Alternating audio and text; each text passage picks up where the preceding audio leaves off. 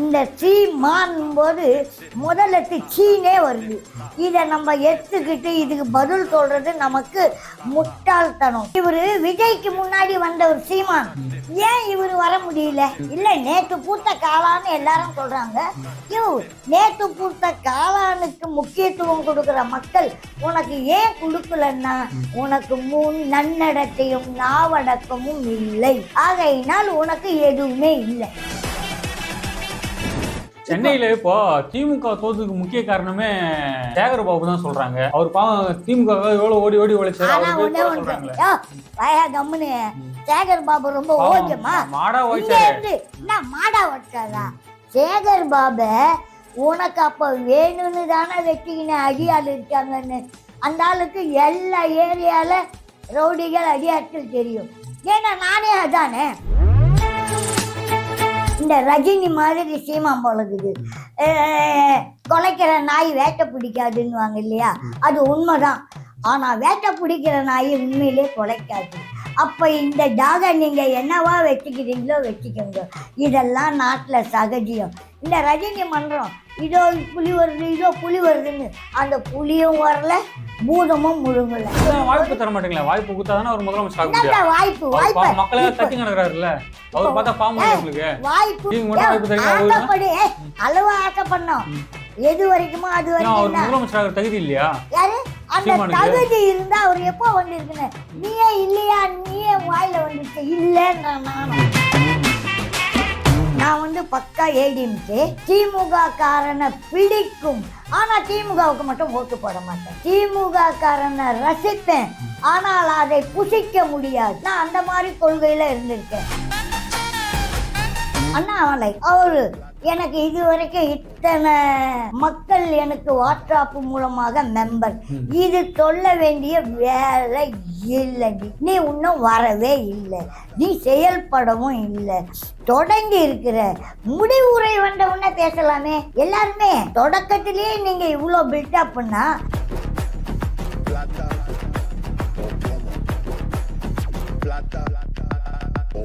Credit card over ஜிவா multiple EMI stress. இனி ஒரே இஎம்ஐல ஈஸியா மேனேஜ் பண்ணலாம். Power of one EMI. சென்னையில இப்போ திமுக தோத்துக்கு முக்கிய காரணமே சேகர் பாபு தான் சொல்றாங்க. அவர் திமுக எவ்வளவு ஓடி ஓடி உழைச்சாரு. சேகர் பாபு ரொம்ப ஓகேமா மாடா ஓடிச்சாரு. மாடா ஓடிச்சாரா? எங்க போயிட்டு புள்ள துண்ணு புட்டு பார்க்கும்போது துண்ணும்போது நீ பார்த்த சேகர் பாபா இவர் எதுக்கு வச்சீங்கன்னாருன்னா, அந்த ஏரியா ரவுடிசம்லாம் அவர் கையில இருக்குது. பொம்பளை ஆம்பளை அடிக்கிறானோ இல்ல பொம்பளை அடிப்பாங்க. சேகர் பாபுவை பற்றி எனக்கு நல்லாவே தெரியும். நான் இப்போ அதெல்லாம் அவர் ஆட்சியில் இருக்கும்போது போய் சேகர் பாபை சொல்லலாம்னு நினைச்சேன். அதுக்கெல்லாம் நம்ம வந்துட்டோம். ஐயா வணக்கம், நான் ஆன்மீகத்துக்கு போறதுக்கு தான் பாஸ் கேட்கலான்னு நினைச்சேன். சேகர் பாபை உனக்கு அப்ப வேணும்னு தானே வச்சுக்கின அடியாள் இருக்காங்கன்னு. அந்த ஆளுக்கு எல்லா ஏரியால ரவுடிகள் அடியாட்கள் தெரியும். ஏன்னா நானே அதானே. நான் முன்னணியில இருக்கும்போது என் பின்னணியும் அப்படித்தானே இருக்கும். அதனால அதை செஞ்சாங்க. ஆனா அவர் பாவம் தெலுங்காரு நாயுடு. இப்ப அவர் என்னன்னு அவ்வளோ அநாகரிகமா இருந்தவர், அநாகரிகம் ஆன்மீக வழியில இப்ப உள்ள பூந்துக்குச்சு. அங்கங்க குடமுழுக்கு விழா, அந்த முழுக்கு விழா, இந்த முழுக்கு விழா. என்ன முழுக்கு விழா நடந்தாலும் இது வந்து ஸ்டாலினுக்கு பேர் இருக்கோ இல்லை, விழா கொண்டாட்டத்தினுடைய அடிகள் நாட்டுதல் கணக்கெல்லாம் போறது வந்து யாருக்கு வருது? சேகர் பாபு தான். புரியுதுங்களா? கொஞ்சம் இவன் அப்பவாவது அடங்குவான், அடக்கமாவான் அப்படின்றதுக்காக ஒரு ஆன்மீக பற்ற உள்ள பூச்சினாரு. அது எப்படி சேகர் பாபு இந்த மாதிரி அவரு மட்டும் கையா எடுத்து போயிட முடியுமா? அவர் பாவம் குளத்தூர்ல போய் அழுதாரு, எங்க தலைவர் தோத்துட்டாரு அப்படின்ற போல அழுதாரு. பார்க்கும்போது பாவமா இல்லையா உங்களுக்கு? அதுதான் எங்களுக்கு பழக்கமாச்சையா. நாங்க பெருமாள் கோயில இடிப்போம், அதுக்கப்புறம் கட்டுவோம், யார் மேலனா வைப்போம். இதெல்லாம் இத பாருங்க, இவன் கொலை செய்துட்டான், அவன் செஞ்சுட்டான்னு வச்சுக்க, கொலைகாரனை பிடித்து விட்டேன்னு எவனோ ஒருத்தனை எடுத்தாந்து காட்டி, இத கொடுக்குறேன், நான் இதை உள்ள வைக்கிறேன், அப்புறம் உன்னை வெளியே எடுத்துடுறேன். உனக்கு என்ன உள்ள போனான்றது தானே, நீ உள்ள போனவன் தானே, இதை வச்சுக்கோ. இதெல்லாம் இவங்களுக்கு சகஜி. எங்களுக்கு பணம் இல்லாதனால நாங்களும் அதை ஒத்துக்கணும், ஆமா போட்டுக்கணும், எங்க வேலையை இது வரைக்கும் நடத்தணும். இனி மேல வாங்குறவனும் இல்ல, கொடுக்கறவன் இருக்கிறான், வாங்குறவன் இல்லை. இத மாதிரி ஏத்துக்கக்கூடிய மனநிலையில எங்க விஜய் ஆட்சியில யாரும் இதை செய்ய மாட்டாங்க. அப்படி செஞ்சாங்கன்னால் அது யாரா ஒருத்தரா அவன் கைவந்த கலையில எவனா செய்வான். இப்ப விஜய் ஆட்சியில எவனா செத்தான்னா இவன் சாவு வந்து செத்தா கூட இப்படிதான் கிடையாது. விதி வசம் யாரையும் எந்த ஆட்சியிலும் விடாது. இது எல்லா ஆட்சியிலையும் கற்பழிப்பு, கொலை நிறைய. ஆஹா, விஜய் ஆட்சியில் தான் நிறைய சொல்றான்னு வச்சுக்க, அதை நம்ம கண்டுக்கவே கூடாதுங்க. அந்த பாட்டி என்ன குச்சிட்டு பேசுதான்னு, குளிச்சிட்டு வேணா குளிக்காத வேணா வந்திருப்பேன். குடிக்கிற பழக்கம்லாம் எங்களுக்கு கிடையாது. ஆனா அவங்களுக்கு அது இருந்து பேசுவாங்க. அதனால நம்மள கமெண்ட் பண்ண தப்பு கிடையாது. இப்போ இந்த சட்டமன்ற தேர்தலுக்கு முன்னாடி சீமான் அவர்கள் தொடர்ந்து திமுக விமர்சனம் பண்ணாரு. ஆனா இப்ப பாத்தீங்கன்னா தொடர்ந்து திமுக நிர்வாகி இல்ல நிகழ்ச்சியில் கலந்துக்கிறாரு, தொடர்ந்து திமுக கூட நெருக்கம் காட்டுறாரு. என்ன காரணம்? சீமானா, நான் ஒன்று சொல்றேன்.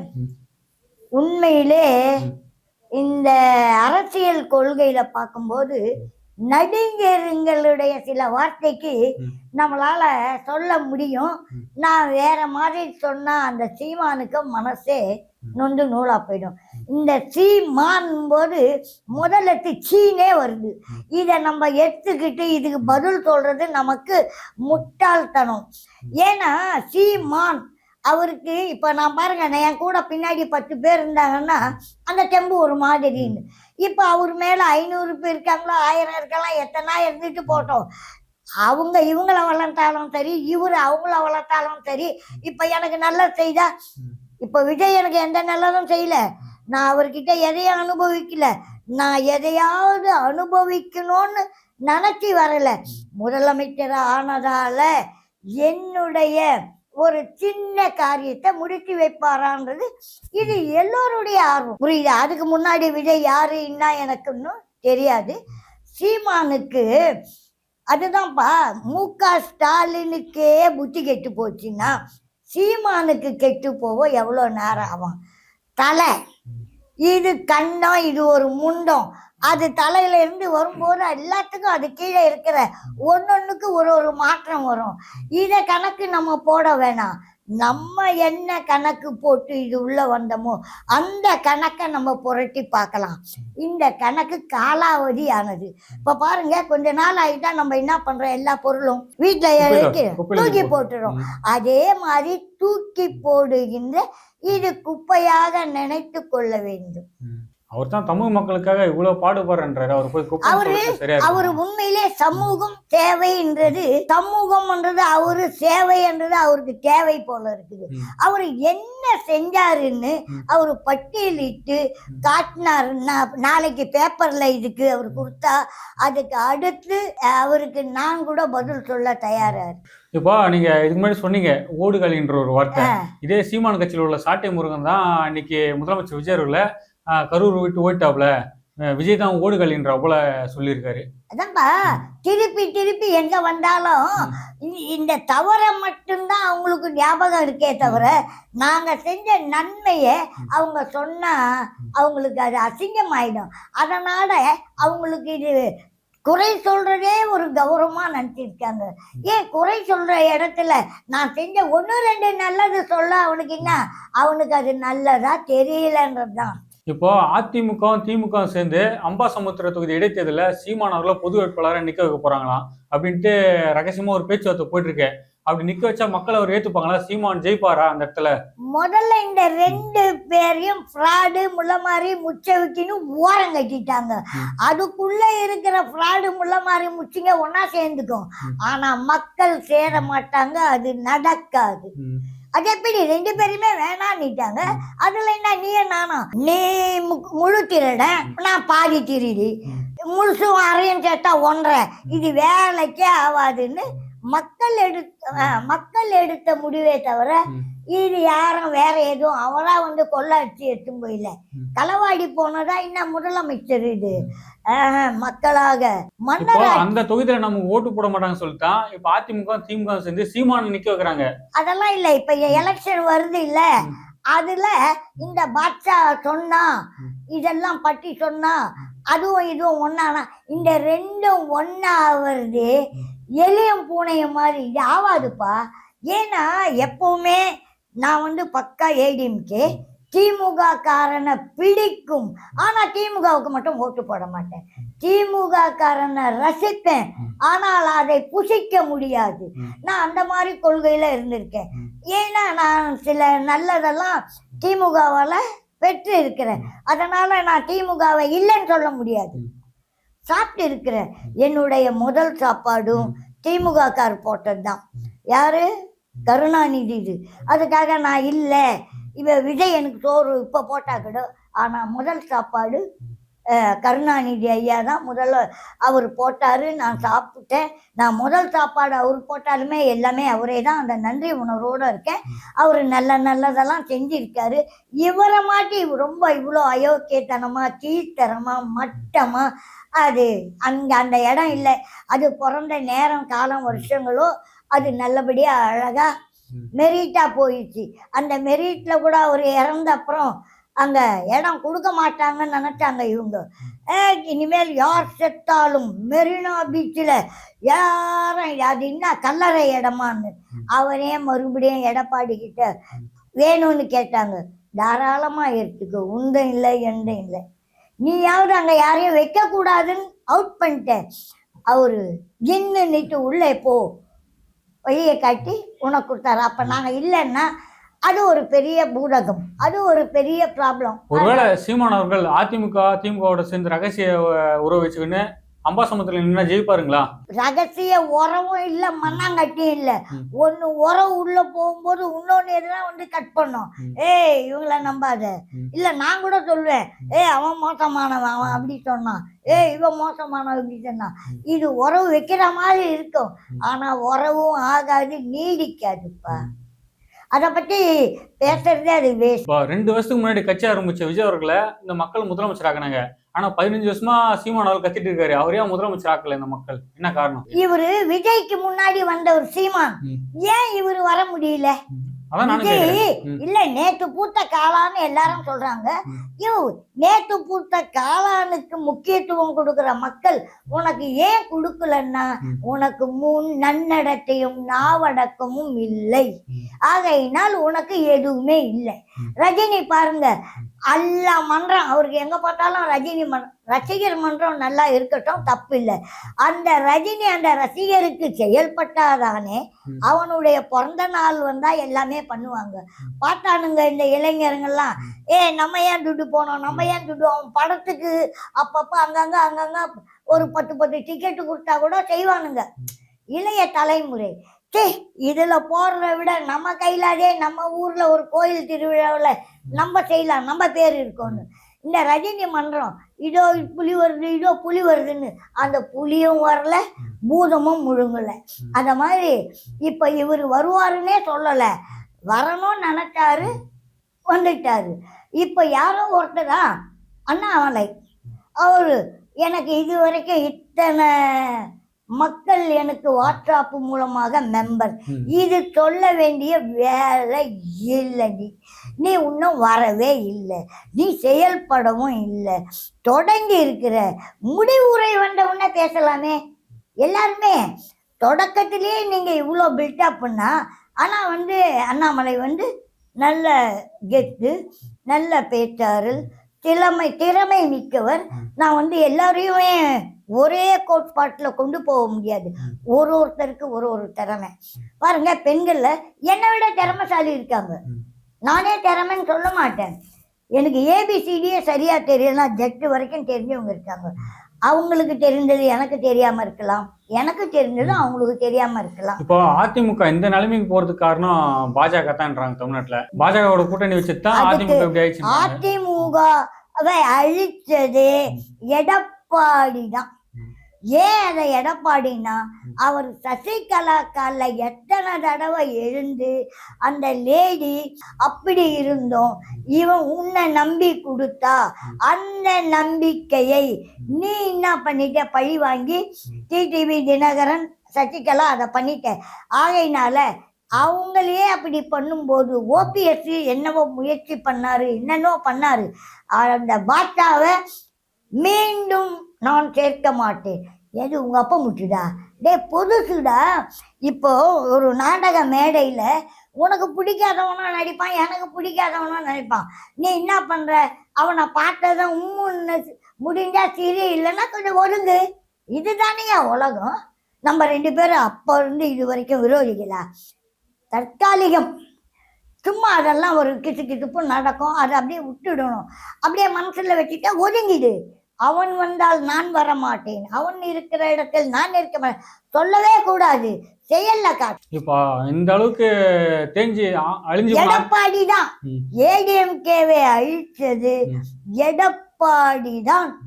ஓபிஎஸ் என்னவோ முயற்சி பண்ணாரு கூட்டம், அவன் கூட்ட விடல, அவன் கைசி விட்டுட்டு போயிட்டான்.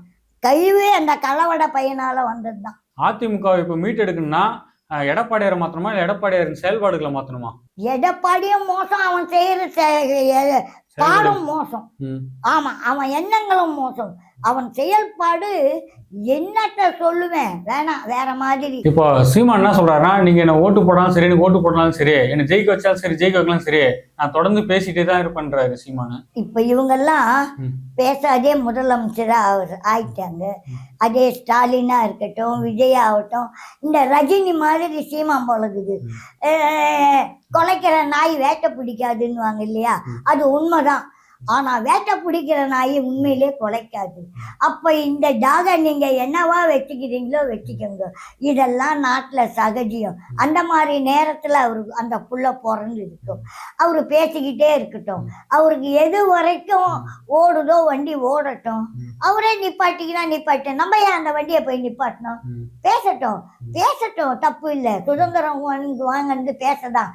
அடுத்தவங்களை விமர்சனம் பண்ணியோ அடுத்தவங்க மனசை புண்படுத்தும்படியோ பேசாம இருந்தான்னா சந்தோஷம். இதுக்கு மேல அவன் பேசினான்னா நானே சில கருத்துக்கு பதில் அடி கொடுப்பேன், அவரு எனக்கு ஒரு பதில் சொன்னா இன்னும் சந்தோஷம். அடுத்து பார்க்கலாம். இப்போ இப்போ சீமான் அவர்கள் பார்த்தீங்கன்னா, இப்போ அவர் ஒரு முறையோட ஜெயிக்கல, ஒரு எம்எல்ஏவோட ஜெயிக்கல, ஒரு எந்த ஒரு சீட்டும் பிடிக்கல இருக்கா. ஆனா அவர் மட்டும் தொடர்ந்து இந்த சொகுசு வாழ்க்கை வாழ்ந்துருக்காரு. இப்போ புதுசாக கார் வாங்கி கொடுத்துருக்காரு அவங்க மனைவிக்கு, 1.5 கோடி ரூபாய் கார் வாங்கி கொடுத்துருக்காரு. அவர் வீட்டு வாடகை மட்டும் பார்த்தீங்கன்னா 1 லட்ச ரூபான்னு சொல்றாங்க. இந்த நீலாங்கரையில் இருக்காரு, நல்லா சொகுசான வீட்டில். ஆனால் அவங்க தொண்டர்கள் இன்னும் கொஞ்சம் கூட முன்னேறல, கஷ்டப்பட்டுன்னு தான் இருக்கான். இப்போ அந்த திரள் நிதிலாம் வாங்கி தலைவர் சீமானிட்ட கொடுக்குறாங்க. ஆனால் அவர் சொகுசா இருக்காரு, தொண்டர்களுக்கு ஒரு எந்த ஒரு இம்ப்ரூவ்மெண்ட்டும் இல்லை, கட்சியாக லாஸ்ட் வரைக்கும் உழைச்சுன்னு. அதை எப்படி பாக்குறீங்க? இப்போ சீமான் கொஞ்சம் மிஞ்சி இருந்தவங்களை சேர்த்தா மிஞ்சிடுவான், நமக்கு கீழே இருக்கிறவங்களை சேர்த்தா கெஞ்சிடுவான். அதனால அவர் என்ன செய்திருக்காரு, அவருடைய இயக்கத்துல யாரையும் மேல் நோக்கி போவாத, கட்டுப்பாடு மாதிரி, இத சொல்லுவாங்க பாருங்க, அடிமை, அந்த மாதிரி ஒரு நோக்கத்துல பாக்குறாரு போலுங்க. அவங்க கூட கொஞ்ச நாள் பார்ப்பாங்க, அதுக்கு அடுத்து என்ன பண்ணுவாங்க, கட்டை விட்டுட்டு வெளியே வந்துட வேண்டியதுதான். அவங்களுக்கு அந்த நேரம் இன்னும் வரல. சீமானுக்கு அவங்க எல்லாம் கட்டை விட்டுட்டு வந்தாங்கன்னா இவரு கதை தைக்க முடியாத ஒரு கிச்சலா தான் ஆகும். அப்போ தொண்டர்கள் எல்லாம் சீமான அடிமையா யூஸ் பண்றாரா? ஆமா, இப்போ அடிமையா சுதந்திரம்னா இவர் மட்டும் சுதந்திரம், மற்றவங்க இவர் என்னன்னா மன்னராட்சின்னு நினைச்சிட்டு இருக்காரு சீமான் மட்டும். சீமான் பேசுறதே பெரிய ராஜா விட்டு கண்ணுக்குட்டி மாதிரி, அப்படிதான் இப்போ இவர் கதை ஓடுது. எல்லார் கதை கொஞ்சம் முன்ன பின்ன நாகரீகமா, நாணயமா, நன்மையா, நல்ல கருத்தோட இருக்கு. இவர் கதைய யாருமே எடுத்து சொல்ற மாதிரி இல்லை. நீங்க என்ன அவர் கதையை 4 தடவை கேக்குறீங்க? சீப்பட்ட சீமான் கதை எதுக்குப்பா? ஊர்ல எவ்வளவு நல்ல கதையெல்லாம் விட்டுவிட்டு அவரும் ஒரு கட்சி தலைவராக, அவரும் ஒரு கட்சி, எந்த கட்சியில கொடிய புடிச்சு நின்னு நட்டு கொடை பிடிச்சு எங்க முதலமைச்சர் ஆனாரு? நீங்களே இந்த மாதிரி 4 தடவை வாய்ப்பு தர மாட்டீங்களா? வாய்ப்பு கொடுத்தாதானே அவர் முதலமைச்சர். வாய்ப்பு மக்களை தட்டி கிடக்குறாருல்ல, அவர் பார்த்தா பாவம். வாய்ப்பு பாவம் அதெல்லாம். நீ உனக்கு பசிச்சா நீ சாப்பிடுவ, நீ உனக்கு ருசிச்சா சாப்பிடு, உனக்கு இஷ்டப்படி. உன் இஷ்டத்துக்கு நான் வர முடியாது, நீ ஏன் இஷ்டத்துக்கும் வர முடியாது. வேலையை பார்த்துன்னு போயா அப்படின்றதுக்கு எவ்வளவு நேரம் பிடிக்கும்? ஆசைப்படு, அளவு ஆசைப்படணும். எது வரைக்குமோ அது வரைக்கும் தகுதி இல்லையா? யாரு அந்த தகுதி இருந்தா அவர் எப்போ வந்திருக்குன்னு நீயே இல்லையா? நீயே வாயில வந்துச்சு இல்லன்ற நானும் இல்லன்னு சொல்றேன். அவர் தகுதி இல்லையான்னு கேக்குறேன். நீ இல்லையான்னு கேட்ட, ம். அது இல்லையான்னு வந்ததே தப்பான வேட்ஸ். இப்போ அதனால இப்போ நான் சொல்றேன் இப்போ இல்ல. இப்போ ஸ்டாலின் முதலமைச்சர் ஆயிட்டாரு, எடப்பாடியார் முதலமைச்சர் ஆயிட்டாரு, ஏன் சீமானியா முதலமைச்சர் ஆகக்கூடாதுன்னு நினைக்கிறீங்க? இப்போ அவர் தகுதி இல்லையான்ற தகுதியை நான் முழுங்கிட்டு இல்லையான் இல்லவே இல்லை என்று நான் சொல்கிறேன். கரூர்ல அந்த பாதிக்கப்பட்ட குடும்பத்துக்கு கவர்மெண்ட் கொடுக்கறதுக்கு இவ்வளவு கொந்தளிக்கிறாங்க திமுகலாம். அன்னைக்கு பாத்தீங்கன்னா அதே கவர்மெண்ட் பணத்துல தான் கலைஞருக்கு பேனர்ஸ்ல இருக்குன்னு சொன்னாங்க. கண்டிப்பா. அப்போ அது சரி, இது தவறுங்களா? ஆமா. ம். இப்போ நான் என்ன சொல்றேன், போறவங்க போனா இருக்கிறவங்களுக்கு முடியாதுன்றாங்கல்ல. இது அவன் செய்ததும் கவர்மெண்ட் தான், இப்போ விஜய் செய்ததும் கவர்மெண்ட் தான். இந்த பொறாமை புடுங்கிட்டு போறதுக்காக எங்கெங்க பொட்டல்னு தேடி நிற்கிறாரு. இதே பொட்டல் அவங்க ஆட்சியிலும் நடந்தது, ஏடிஎம்கே ஆட்சியிலும் நடந்தது, இனி வர ஆட்சியிலும் இதெல்லாம் நடக்கும்ன்றது சகஜம்ன்றது என்ன அவருக்கு தெரியாதா? அவனும் ஒரு பழைய பெருசாலி தானே, புது பெருசாலியா இல்ல முட்டாள் புத்திசாலியா இருந்தா இதை கோடிட்டு காட்டக்கூடாது. எல்லோரும் செய்வதை விஜய் செய்தார். இப்போ திமுக ஆட்சியில போட்டு போன ஓட்டையெல்லாம் அடைக்க கொஞ்சம் எனக்கு டைம் எடுக்கும், அடைக்க முடியல, அவ்வளவு ஓட்டை போட்டுறாங்க அப்படின்றாரு விஜய். ஓட்டையா இருந்தா அடைக்கலாம், பொலந்துடுச்சியா. இந்த பக்கம் ஓட்டினா அந்த பக்கம் பொழக்குது, இந்த பக்கம் ஓட்டினா பானை ஃபுல்லா பொட்டலு. எத்தனை பொட்டலை அடைப்ப, ஒரு பொட்டல் அடைத்தா அங்க ஒழுகுது, இன்னொரு பொட்டல் அடைக்கும் போது அது ஒரு அடைக்கும் போது அந்த பொட்டல் பெருசாயிடுது. இப்படியே ஆன பொட்டல் தான் அந்த பானை. பொட்டல் போறதுல திமுக காரங்க கில்லாடிங்களாம். ஆமா, இனிமேல் பட்டு முக்கா பாகம் பொட்டலா இருக்குது திமுக. உருப்படாத கடையில உண்டை வாங்கி தின்னுக்குதுங்க.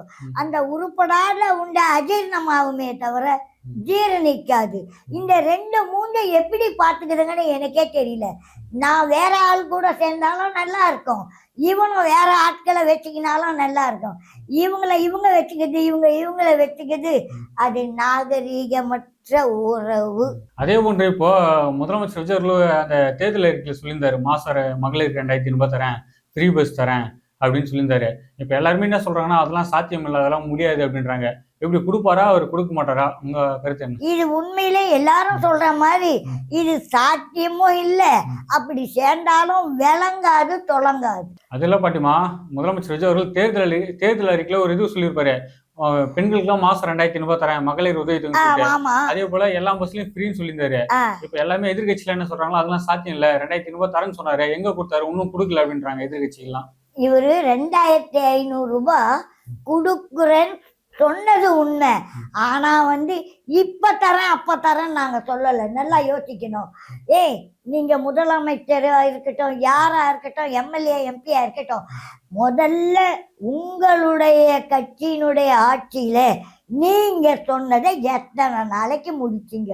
இதே முன்னாடி நீங்க இருந்தீங்க, இதுக்கு முன்னாடி ஒரு குரூப் இருந்தது, அதெல்லாம் சொன்னதே. அது வந்தா இதை எடுக்கிறீங்க, இதை வந்தா இதெல்லாம் ஒரு பொழப்பா? எவ்வளோ பொழப்பு இருக்குது. பொழைக்க வேண்டிய பொழப்பு விட்டு போட்டு இந்த மானங்கட்ட பொழப்பை தூக்கி எடுத்து போட்டுன்னு வர சொன்னோம்.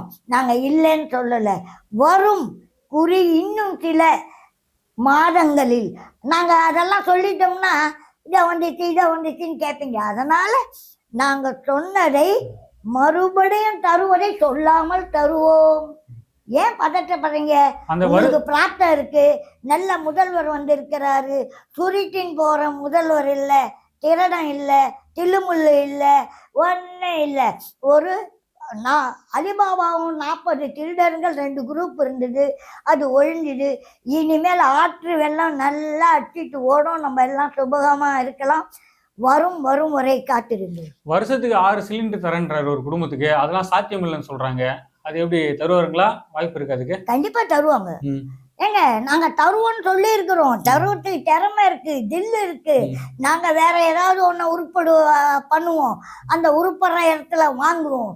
இந்த மாதிரி பாவம் இல்லாதப்பட்டவங்களுக்கு செய்யறதுக்கு நாங்க தயாரா, எங்க கணக்குல அது எப்போன்னு இருக்கு. அது கிட்ட வந்ததும் நாங்க உங்களுக்கு அறிக்கையிடுவோம். இதே இந்த மாதிரி கிடக்குற ஊடகம் உன்ன மாதிரி என்ன மாதிரி கிடக்குறீங்களே அதுங்களுக்கு நாங்க அறிக்கை இடுவோம், நீங்க எடுத்து போய் ஊதுங்க பேப்பர் மூலியமா. என்னத்த ஊத சொல்றீங்க? இததான் இந்த மாதிரி அவன் தரான் இவன் தரான் தராரு, இந்த மாசம் தராரு அந்த மாசம் தராரு, ஒரு குட் நியூஸ பரப்புங்க.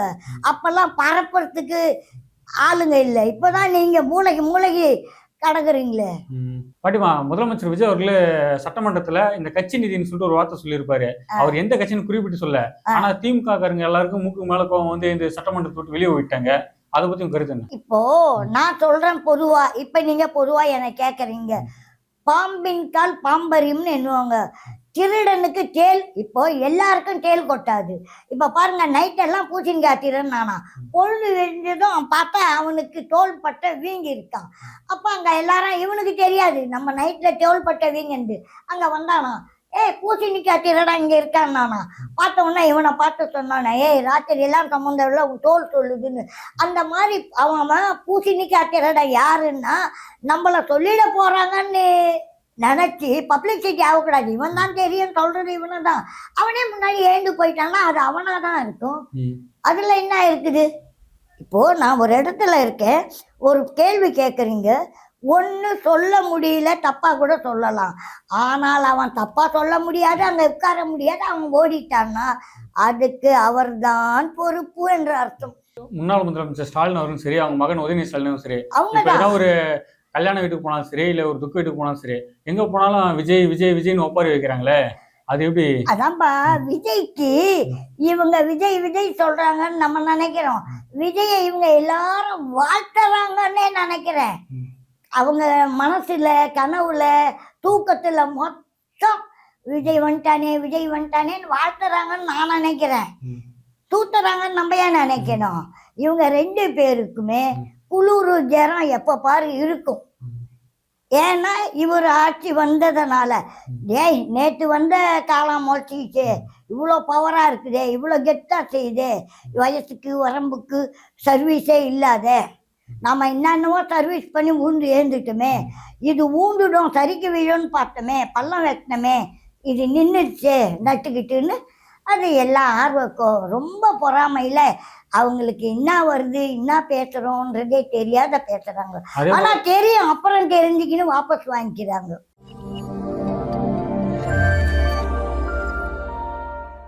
கிரெடிட் கார்டு ஓவர் ஜீவா மல்டிபிள் இஎம்ஐ ஸ்ட்ரெஸ். இனி ஒரே இஎம்ஐல ஈஸியா மேனேஜ் பண்ணலாம். Power of 1 EMI.